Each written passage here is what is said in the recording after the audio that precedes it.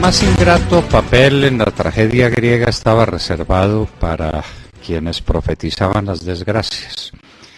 Casandra siempre fue maldita y muchas veces o siempre dijo la verdad de lo que iba a pasar. Pero la gente no quiere que le dañen el presente advirtiéndole de desgracias que se ciernen sobre el futuro. El futuro es perfectamente discernible en la historia como sistema. Un gran filósofo español, don José Ortega y Gasset, decía que contar la historia que pasó no tiene gracia, que el problema del historiador es advertir el futuro. Y el futuro se advierte perfectamente de los trazos del presente, de las líneas generales de la historia que pasó y de la historia que se vive, se puede advertir, por lo menos en grandes rasgos, el futuro que vendrá. Toda esta introducción se debe a que en la hora de la verdad desde hace mucho tiempo estamos diciendo que Colombia entra en una etapa económica extraordinariamente difícil y compleja. Que el gobierno improvidente gastó todo lo que ha debido invertir, que el gobierno improvidente permitió el robo de inmensas cantidades de dinero, que robar se llama repartir mermelada sobre una tostada y después no ver qué pasó ni con la mermelada ni con la tostada. Aquí todo se acabó. Aquí, entre este gasto superfluo del gobierno, entre este desánimo del sector industrial a que resolvieron castigar, quitándole todas las ventajas y los alicientes que le había dado el gobierno anterior, porque de desarrollo industrial se trata, señores, quitándole al campo todas las posibilidades de desarrollo con las amenazas inminentes de una reforma agraria dirigida por las FARC para acabar con el principio de la propiedad privada en el campo, que todo eso iba a confluir necesariamente en una crisis económica. Lo dijimos 1000 veces, ustedes lo tienen que recordar. ¿Cuánto combatimos la revaluación del peso, que era vivir en un paraíso artificial y mentiroso? Aquí, para tener cosas baratas, la gente se iba a París a los Campos Elíseos, o se iba a Madrid, o se iba a Londres a gastar poco porque todo era barato, con $1 regalado. Eso no era una política económica seria. Un país pobre no puede tener una moneda fuerte, son cosas tan elementales que no vale la pena gastarle tiempo ni esfuerzos para que un economista lo explique. Cualquiera lo entiende. Este país no podía tener el signo monetario más fuerte del mundo, de manera que ni la libra inglesa, ni los francos suizos, ni los euros de toda la Unión Europea, ni los dólares de los Estados Unidos valían la pena. Los pesos, esos sí eran fuertes. Puro artificio, pura mentira. Nos estábamos llenando de crédito, de deuda. Estábamos malgastando lo que teníamos para tener una moneda artificial. Así pues que hacíamos de Casandras, hacíamos de profetas del desastre, y ese es un papel maldito en la tragedia griega y en toda sociedad que está feliz y que no quiere advertir que va camino del abismo. Pues las horas duras llegaron. Lo que estábamos profetizando no nos lo inventábamos. No es que oyéramos volar un pajarito que nos decía que las cosas venían mal. No, es que si uno sumaba factores, tenía que llegar a una conclusión. Si uno sumaba una revaluación del peso mentirosa, vana y peligrosísima, si uno sumaba el desestímulo de la industria, si uno sumaba las amenazas contra el campo procedentes de La Habana, si uno sumaba un gasto público desbordado, frenético, una ineficiencia total en la administración, pues tenía un resultado que se llama crisis económica. Y eso fue lo que advertimos, y eso fue lo que dijimos 1000 veces, y nadie nos creyó. Qué bueno seguir gastando, como nunca antes en la historia. Estamos logrando esto y aquello. Mentiras. Estamos malbaratando los recursos que nos llovieron del cielo y que no supimos ahorrar y que no supimos invertir. ¿En qué estamos, pues?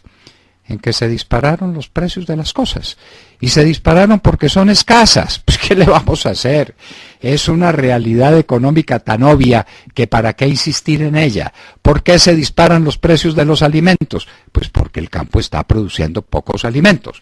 Y está produciendo pocos alimentos porque no tiene estímulos. Lo que sí tiene son amenazas. Los bienes industriales terminados o los bienes intermedios están llegando carísimos. ¿Por qué? Porque se encareció el precio del dólar. ¿Y por qué se encareció el precio del dólar? Porque no hay dólares, señores. No estamos exportando por una industria débil. No estamos exportando por un campo arruinado. No estamos exportando por un tipo de cambio que fue maldito durante mucho tiempo y que apenas ahora acaba de corregirse, cuando ya para qué. No estamos exportando.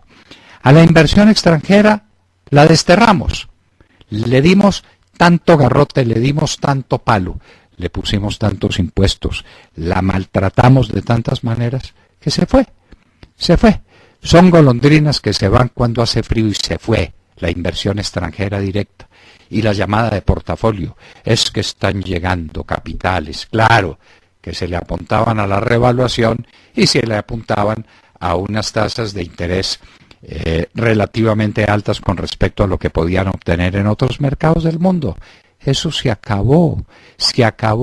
Entonces no hay dólares, eso es lo cierto. Y cuando no hay dólares se encarecen. Y cuando uno tiene que importar 10 millones de toneladas de alimentos al año porque acabó con la producción agrícola del país, los tiene que pagar a precios de dólar, es decir, a precios de oro. Esa es la verdad de la economía colombiana. ¿Qué faltaba? Faltaban pues algunos elementos finales, que los grandes bancos internacionales y las calificadoras de riesgo lo dijeran. Ah, no, pero es que tenemos calificaciones maravillosas. Ah, es que vino un señor del Banco Tal Internacional de Alemania o de Estados Unidos y dijo que esto era una maravilla. Claro que lo tienen que decir por interés profesional, para que no tengan problemas con los créditos colombianos. Pero de pronto llega Standard & Poor's y dice la verdad. Y dice, señores, esto va directo para el abismo. Yo no le quito el grado de inversión ya. Yo le digo que usted introduce unos correctivos fundamentales en la economía colombiana o le quito el grado de inversión. ¿En qué? Tiene que corregir en su sector externo, que tiene una debilidad inmensa. Uno con un déficit de balanza comercial de 15.000 millones de dólares al año, pues tiene que corregir. Y si no corrige está perdido, y máxime si no lo puede corregir con inversión extranjera, de manera que el resultado final, la cuenta del crédito externo, es una cuenta negativa. Tiene que corregir. Y tiene que corregir el gasto público, tiene que corregir la situación fiscal, o esto se lo llevó el diablo. Pero como el gobierno lo que quiere es primero el plebiscito, y como está hablando de las FARC, y como está hablando de la paz, mientras todo el mundo nos hace la guerra, todos los bandidos están en guerra y están felices porque están ganando lo que nunca ganaron antes en la vida, entonces el gobierno dice que la reforma tributaria puede quedar para más adelante, que después maneja el tema cuando Colombia se quiebra, como lo dice Standard & Poor's. Entonces, ya los primeros que tenían que decir lo que hemos venido diciendo desde hace años, ya lo dijeron.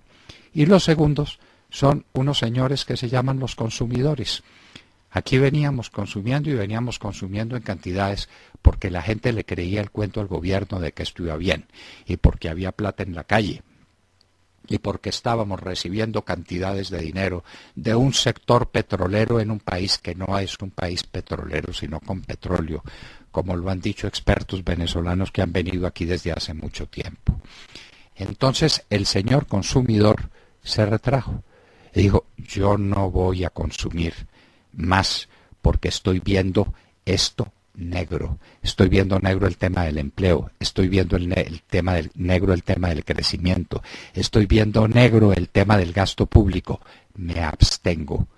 No cambio mi televisor, no cambio mi casa, no cambio mi automóvil o no compro automóvil nuevo. Esa es la actitud del consumidor. La confianza del consumidor era lo último que faltaba por perderse y la perdimos. Ya las últimas cifras de confianza del consumidor son dramáticas. Menos 20. Algo positivo pequeño ya era una alarma. Que estuviera en 4, en 5, cosa por el estilo ya era un motivo de alarma. Pero que esté en menos 20 es sencillamente un escándalo. Y ese escándalo lo produce Fedesarrollo, que no puede ser sospechoso de estarle haciendo oposición al gobierno. Simplemente Fedesarrollo es una organización seria, técnicamente seria, que registra que el consumidor ya no cree en la economía colombiana. De manera que los dos que tenían que pronunciarse, los calificadores internacionales de riesgo y los consumidores colombianos, se pronunciaron y nos dieron la razón. Estamos en una crisis. Y una crisis que tiene que ser enfrentada con algo distinto a la fanfarronería, al espectáculo, a la proclamación de una paz mentirosa y a decir que es que cuando venga la paz todo esto se arregla. En el momento en que firmemos el papel con los peores asesinos que ha habido en la historia de América, que son los de las FARC, que con ese papel se restablece la economía colombiana, como Ñomoñito, cuando sigue el narcotráfico, la explotación indebida del oro, el gasto público desbordado, es decir, todos los elementos fundamentales que nos han conducido a la crisis. La crisis, señores, llegó. Las Casandras no eran los malditos personajes que estaban dañando la fiesta.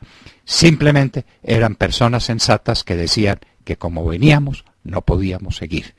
Y seguimos ahondando la crisis y aquí les llegó a Juanpa. Y esta confianza del consumidor cayó tanto como no se veía desde cuando el mismo Juanpa era ministro de Hacienda. De manera que Juan Manuel Santos acabó con la economía colombiana como ministro de Hacienda y terminó su tarea como presidente de la República.